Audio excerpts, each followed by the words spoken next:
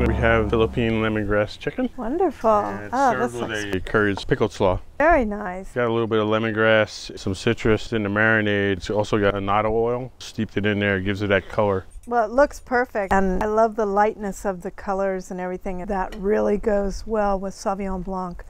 That is, I think it's a perfect match.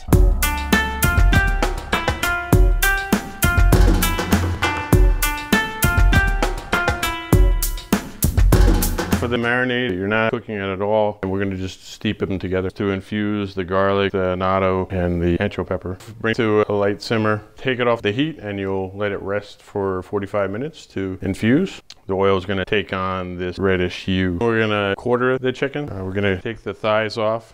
So you go along the breast and the inner thigh. Separate the thigh from the backbone. Don't forget the oyster. In culinary school, they wouldn't pass you if you didn't get the oyster. It's part of the backbone right here. This is what's known as the oyster. So we're going to cut the rib cage down. And for the breasts, we're going to just go right down the keel bone, right down the center. Separate the two. We're gonna season the chicken on both sides with just salt, and I like to do it preferably 30-45 minutes ahead of time. A lot of Philippine cooking is thought about the day before, and they're preparing it for the next day, so the flavors will develop over time.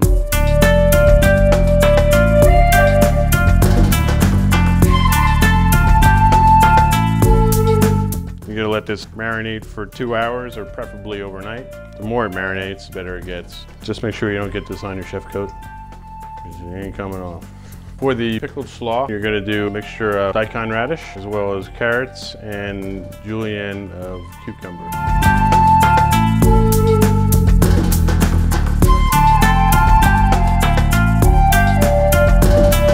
Put it into a colander, season with salt, and let it sit for 20 minutes. It's gonna bleed out some of the water. We're gonna put the skin side down first. So we're gonna grill them first side, probably take about 2 or 3 minutes. You'll turn it. You're gonna make an X mark on it. While they're cooking on the grill, you wanna baste them with the reserved marinade.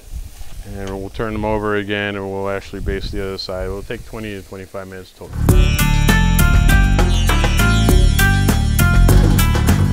At this point, we're going to try and squeeze out the excess moisture.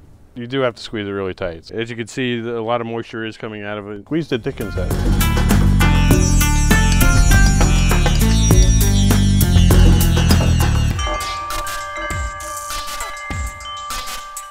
Congratulations, it's beautiful. I love Sauvignon Blanc, the freshness of it, the freshness of the dish go together so well. The slaw is lively and refreshing, and the chicken is just very flavorful and rich, and it has everything that's in the Sauvignon Blanc. It's a perfect match. Exactly. It's a nice having the heat of the chicken, and then you're also having the cool slaw, and it's just a refreshing on your palate with the Sauvignon Blanc. Great part of what goes into the Sauvignon Blanc comes from our own ranch.